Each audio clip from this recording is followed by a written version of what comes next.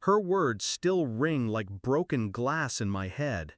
We were at the dinner table, the smell of overcooked lamb still in the air, when my mother leaned across her plate and spat venom at me.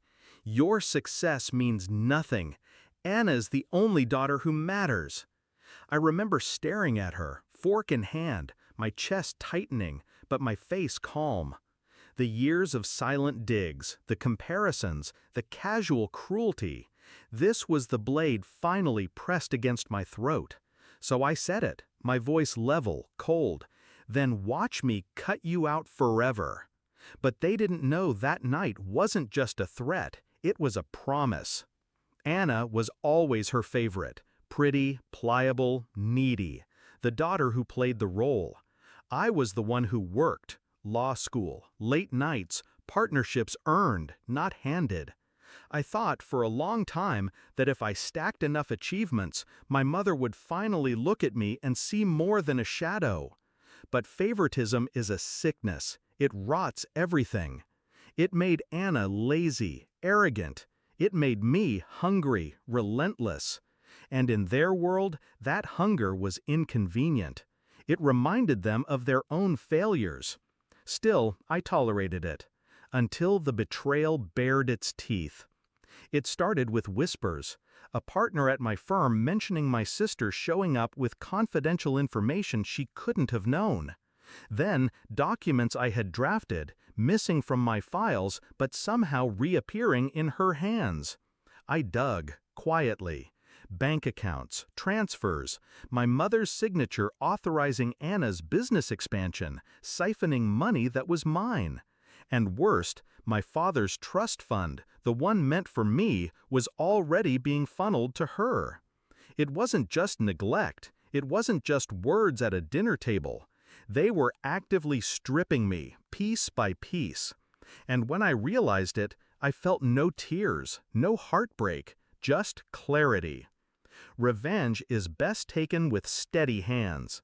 I stopped confronting them, stopped trying to explain myself. I smiled at dinners, I nodded at their praises for Anna. And in the background, I built my case. I copied every transfer, every contract, every email. I called in favors from auditors who owed me. I tracked every whisper Anna shared, every time she claimed my victories as hers. Piece by piece, I turned their betrayal into evidence. Not evidence for court, no. I didn't want them jailed. I wanted them ruined in the only currency they worshipped, reputation and money. First, I pulled Anna's threads. The fake investors she courted, they were mine. The deal she thought was her golden ticket, a shell company I created. She signed, smiled, boasted, and walked straight into debt she couldn't escape. Then my mother. I let her brag at luncheons about Anna's brilliance, let her preen while I stayed silent. Until the day the Board of Trustees, armed with the evidence I had anonymously leaked, voted to revoke her control over the family's charitable foundation. Mismanagement, favoritism, fraud. Her name blacklisted in circles she worshipped. And the trust fund? I had traced the final transfers, proving Anna had been living on stolen inheritance. With a single legal move, I froze her accounts.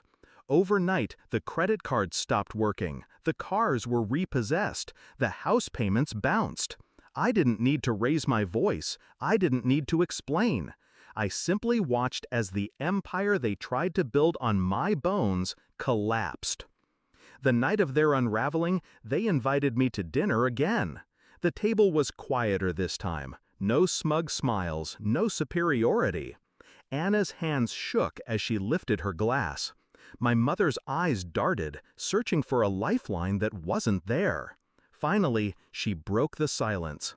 "What did you do?" I leaned forward, voice calm, steady. "I let you taste what you fed me all these years. Neglect, powerlessness, irrelevance." Anna whispered, "You ruined me." I smiled. "No, you ruined yourself. I just handed you the mirror." And I watched them crumble. The two women who spent decades convincing me I was nothing, reduced to begging for crumbs at a table they once ruled. I didn't stay long. I pushed back my chair, left half my meal untouched, and walked out. For the first time, I felt the air on my skin without the weight of their shadows. People think revenge is fire, wild and destructive. They're wrong. Revenge is ice, controlled, measured, unyielding. It doesn't flare, it freezes. It makes them sit in silence, staring at the ruin of their own making, while you walk away untouched. That night, I cut them out forever, and I've never felt freer.